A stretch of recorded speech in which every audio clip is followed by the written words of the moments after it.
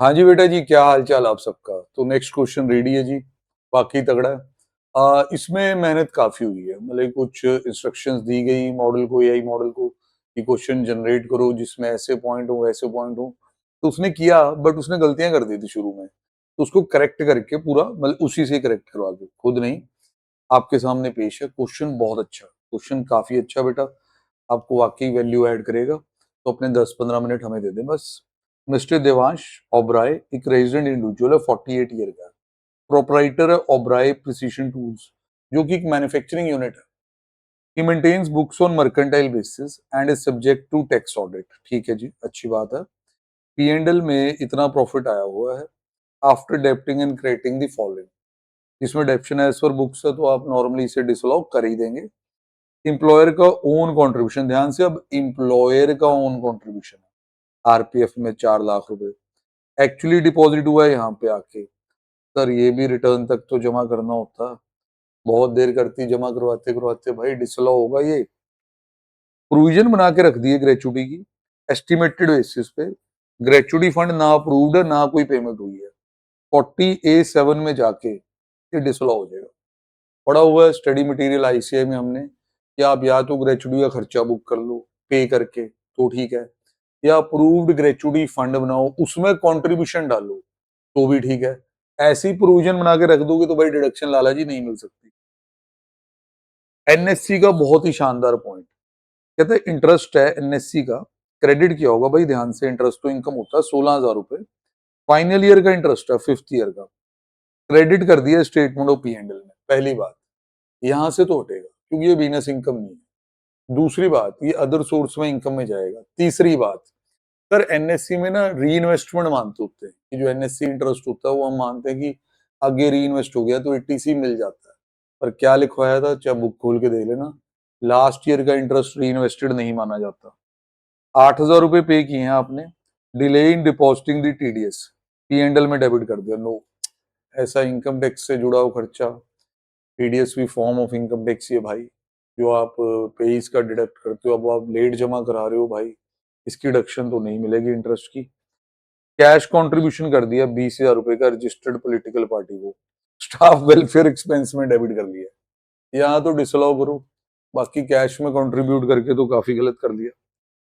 Diwali gift to distributor dealer debited under business expense, बताओ आपको allowed होता?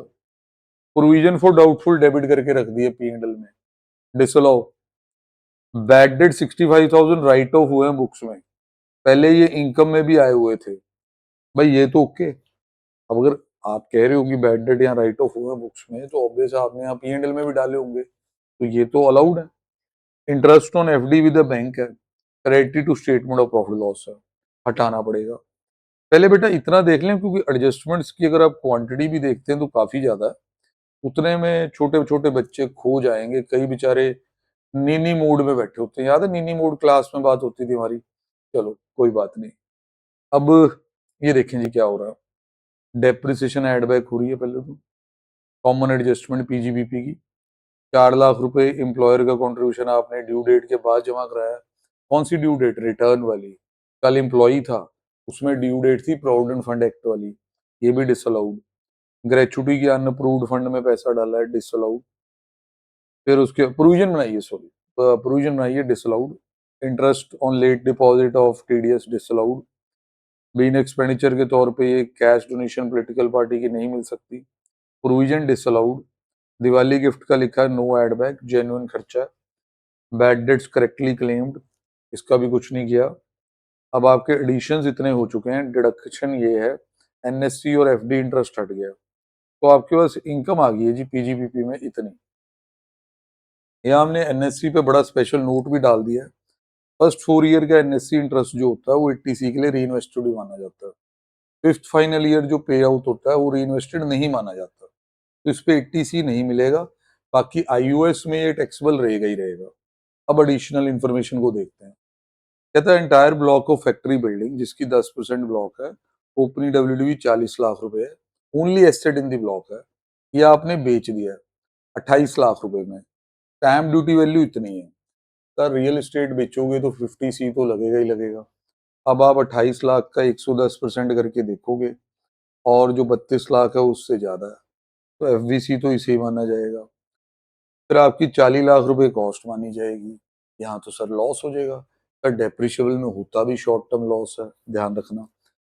दूसरी बात, अगर आप लल्ले बच्चे बन के इस पे डेप्शन ले लोगे, डेप्शन नहीं मिल पाएगी बेटा, इस साल इसे बेच दिया गया है। डेप्शन अकाउंट्स की तरह नहीं होती इनकम टैक्स में, डेप्शन इनकम टैक्स में लास्ट में मिलती है, लास्ट में एसेट है नहीं। अब कहता है कि मैंने एक एग्रीकल्चर लैंड भी बेची है जो 8 किलोमीटर दूर है नियरेस्ट म्यूनिसपालिटी से, और population of less than 10,000। Sir ये तो फिर रूरल एग्रीकल्चर लैंड होगी, जितना भी माल आया रखो संभाल के, कोई टैक्स नहीं है। अनलिस्टेड इक्विटी शेयर बेचे प्राइवेट कंपनी के, यहाँ खरीदे थे यहाँ बेचे, सीधा सीधा प्रॉफिट लॉस निकलेगा, इंडेक्सिंग अब नहीं मिलती। सर वो ऑप्शन की अगर हम विद इंडेक्सिंग ज्यादा रेट, बेटा वो लैंड बिल्डिंग में होती है ऑप्शन, शेयर्स में नहीं होती। अब he had on 1 July 25 taken unsecured loan 6 lakh रुपए Oberoi alloys private limited closely held company, जिसमें बंदे के 25% शेयर हैं। सच सच बोलना है यार, सच सच याद आया, इससे क्या पॉइंट बनना है, कसम खाना अगर याद आया, और अगर नहीं भी याद आया ना, कमेंट बॉक्स में लिखने की हिम्मत रखो कि सर नहीं याद आया, कोई बात नहीं, जी याद आ गया तो जरूर ही लिखो, चाहे सेक्शन ना लिखो।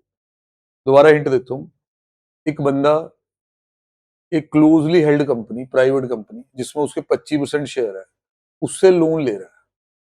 अब लोन लेने से क्या होता है सर, 222E डीम्ड डिविडेंड बेटा।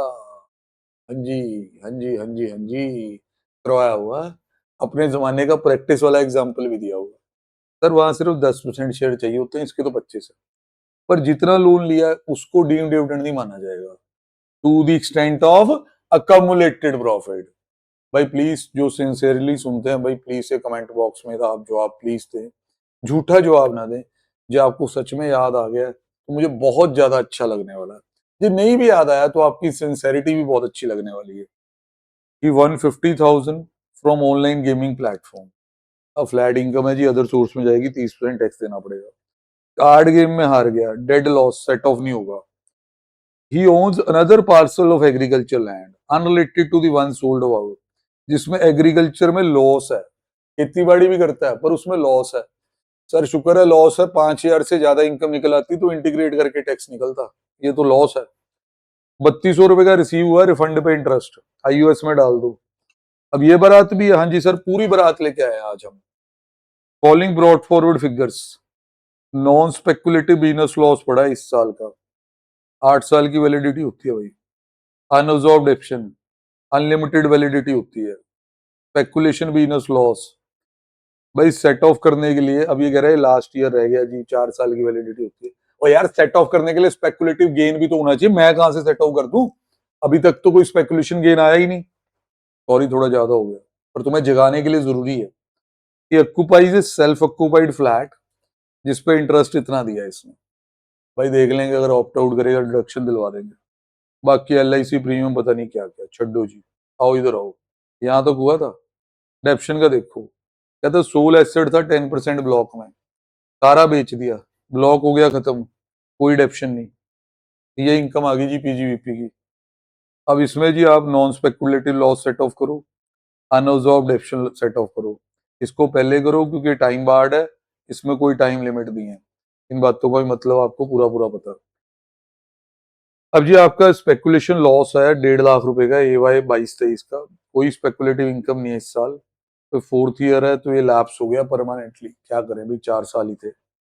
अब कैपिटल गेन के नोट्स देखो, 28 लाख में बेचा, स्टैम्प ड्यूटी वैल्यू इतनी है, वो 110% आता है ना, हाँ जी आता है, 32 लाख उठाना, WD भी इतनी है, ये तो लॉस आ गया सर, हाँ जी। STCL आ गया, डेप्रिशिएबल एसेट है, STO आएगा। एग्रीकल्चर लैंड जो है वो कैपिटल एसेट नहीं है, तो छोड़ो जी। अब आपके अनलिस्टेड इक्विटी शेयर है, यहाँ से यहाँ तक आपने खरीदे, जो भी हिसाब किताब आपके सामने है। अब ट्रांसफर जी इसके बाद हुई है। अब ये जो ये वाला सारा रूल होता है, ये जो सारा रूल होता है सर, ये सब चीजें लगती होती हैं अगर आप लैंड बिल्डिंग बेच रहे हो। यहाँ कुछ नहीं है भाई, फ्लैट सिंपल सॉल्व होना, ये इतने में बेचे, इतने में खरीदे, तो नो इंडेक्सिंग, 5 लाख रुपए आ गया। अब 5 लाख के ऊपर वो कह रहा है कि 112 लगेगा, 112 ही नहीं क्योंकि अनलिस्टेड है, इतना टैक्स बन जाएगा। तो यार ये बात की बात है, ये बात की बात है, ये गेन दिख रहा है तेरे को? अभी तेरे पास इतना STCL भी पड़ा, क्यों टैक्स देने चल रहा? 5 लाख का गेन है, 8 लाख का STCL है, पहले तो सेट ऑफ करो, नील कर दो गेन को, बचे हुए को आगे कैरी कर दो। ये देखो जी, पूरा उसका लिखा हो कि 62,500 का टैक्स लगेगा नहीं। IOS में हो, interest on FD taxable, NSC last year interest taxable, सबसे ज्यादा प्यारा दुलारा 222E, 222E, to the extent of accumulated profit, winning from online, ठीक है जी। Card game loss, no, set off नहीं होता, पत्ते खेलो जितने मर्जी, सेट ऑफ नहीं होगा। Interest on income tax refund taxable, तो टोटल IOS में इनकम इतनी आई जिसमें एक स्पेशल इनकम भी है। बाकी वो समझा रहा है कि भाई जो तुम्हारा वो एग्रीकल्चर में हुआ है ना, वो लॉस है तो इंटीग्रेशन तो होगा नहीं। हाउस प्रॉपर्टी में डिफॉल्ट रिजीम में जाओगे तो कुछ नहीं, ऑप्ट आउट कर लोगे तो 160 का लॉस। अब आपका कंपटीशन डिफॉल्ट रिजीम में हो रहा है, ये आपका जितना income, house property, capital gain दोनों नील, अदर सोर्स में 2 तरह की इनकम, 1 करोड़ से ऊपर, हाँ जी सर ऊपर, पहले तो फ्लैट इनकम टैक्सेशन, फिर स्लैब, फिर सरचार्ज, फिर सेस, फिर राउंडेड ऑफ। अब अगर ये ऑप्शनल में जाना है तो इसे उठाओ, हाउस प्रॉपर्टी ले आओ, बाकी सब सेम ही है। डिडक्शंस के लिए पहले पढ़ लो, ऐसी डिडक्शंस ना लो। LIC प्रीमियम ओन लाइफ पे है, 1620 की पॉलिसी है, सम एश्योर्ड इतना है। कंपेयर कर लेना भी थ्रेश के साथ, 10% के साथ 35,000 ये लॉ होगा।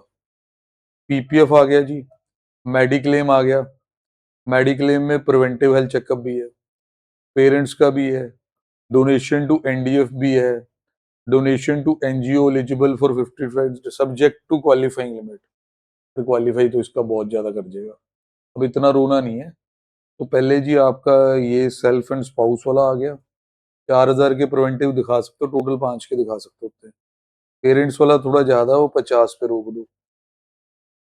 अब उसके बाद जी हमने नेशनल डिफेंस फंड पे तो 100 दे दिया, बट ये जो आपका NGO है 50% वाला, इसमें एडजस्टेड GTI निकालनी पड़ती है। मैं आपको याद कराता हूँ कैसे होती थी।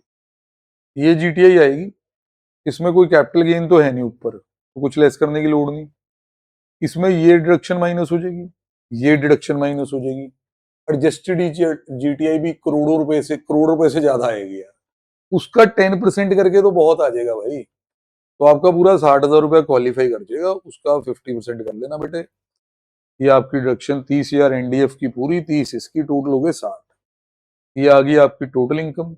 अब इस पे टैक्स लगाते हो तो ऑनलाइन गेमिंग पे फ्लैट, फिर इस पे 2.5 लाख वाली स्लैब। मस्त क्वेश्चन है।